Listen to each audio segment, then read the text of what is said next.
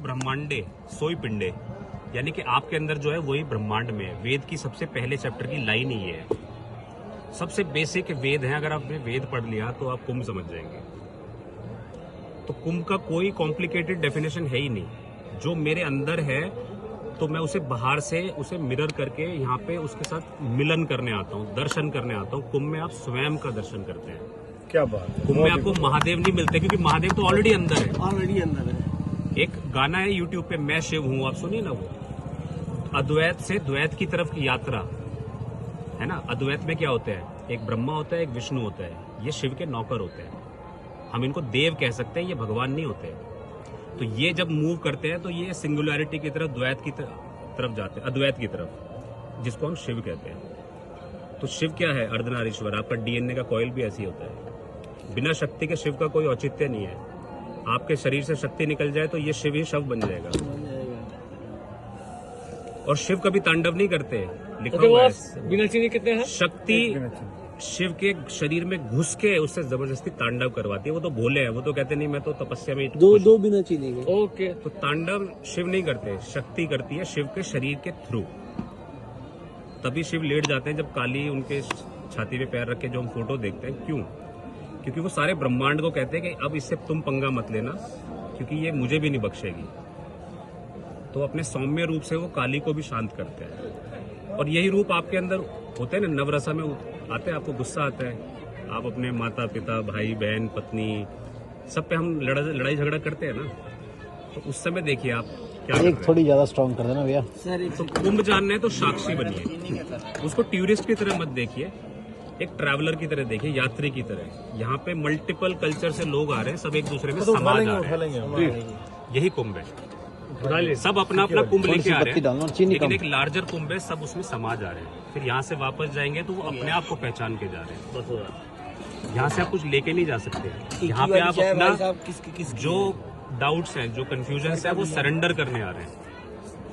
वास्तविक तौर पे आपका पैदा होना, अस्तित्व आपका स्वयं शक्ति और शिव का ये प्रमाण है। आप खड़े हैं यहाँ पे, जीते जागते हैं, आप बोल सकते हैं, मुझे देख सकते हैं, आप जो चाहे कर सकते हैं, आपके पास सब कुछ है। तो बाहर क्या मतलब मंदिरों में ढूंढने से अच्छा है कि आप जल में क्यों हम स्नान करते हैं। जब हम जल में स्नान करते हैं, क्योंकि जल एक तत्व है, आकाश पिता है, धरती माता है। इनका मिलन कैसे हुआ है? जब बारिश आती है तो ये जल के थ्रू मिलते हैं। तो इसी तरह से जब आप जल में समाते हैं तो आपके शिव और शक्ति का मिलन होता है। क्योंकि अंदर की जो हीट है, जो अननेसेसरी हीट है, वो वाटर के थ्रू बाहर रेडिएट कर जाती है। और वाटर की जो शीतलता है वो आपके शरीर में समाती है। तो शिव शक्ति का मिलन होता है। आपके कितने का भैया? तो जो एआई आज है, एआई से भी आप देख सकते हैं, एआई का जो छोटा सा माइन्यूट चिप में आप इतने मेगा गीगाबाइट का डेटा आ रहा है, वो कैसे आ जा रहा है? क्योंकि मैं सारा आपका बिहेवियर ऑब्जर्व करके उसे एक फॉर्मेट में एनालाइज करते जा रहा हूँ। और आपके 1000 आदतों को, फिर 10,000 आदतों को मैं समराइज करके आपका एक चिप बना रहा हूँ।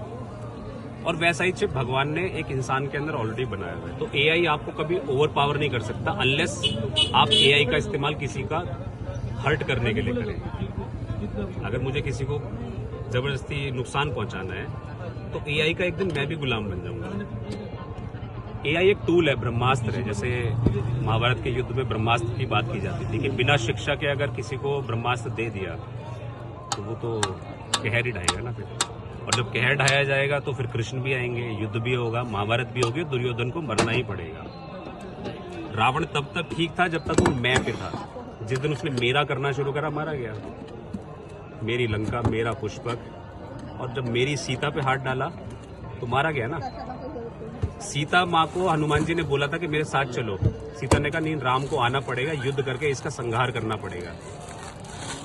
सब लोग नहीं चाहते थे रावण को मारना, लेकिन सीता ने कहा था कि अब इसकी मृत्यु मैंने तय करी है। तो सीता वॉज लाइक माँ शक्ति का जज की तरह। उन्होंने रूल पास किया था कि अब रावण की मृत्यु इस कर्म से होगी और ये मारा जाएगा।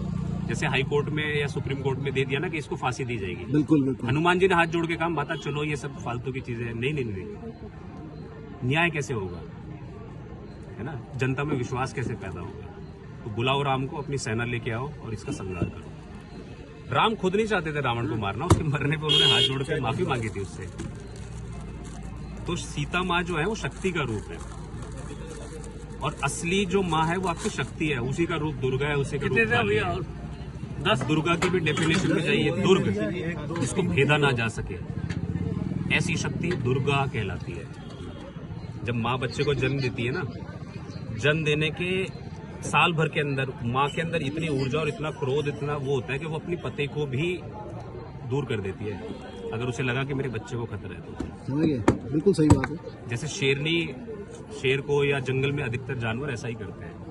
तो एक महिला का, माँ का स्वभाव यही होता है जिसकी कि वो मार भी सकती है, उसके पास शक्ति होती है। तो मैं आपको नंबर दीजिएगा, मैं 2-3 चीजें आपको भेजूंगा और देखिए सर, सुनिएगा। आपसे मिलके बहुत अच्छा लगा सर। नमकीन दीजिए। अच्छा नहीं लगा।